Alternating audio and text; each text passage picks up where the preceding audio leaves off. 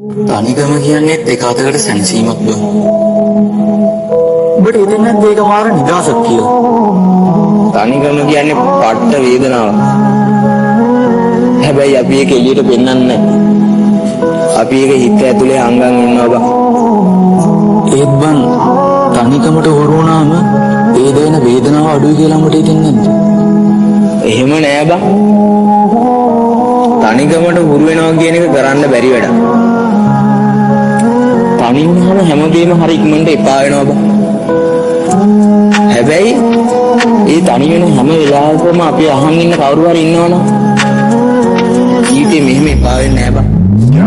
මගේ ගමනේ සිටියම මගේ ඔළුවේ ඇඳි කරම පමණට වඩා කතා දැන් ඇති කරම උදව් පුළුවන් විදිහට හැමෝටම ලැබෙවි මට ඒව හොඳ හිත පසුවට හිනවයි වැදගත්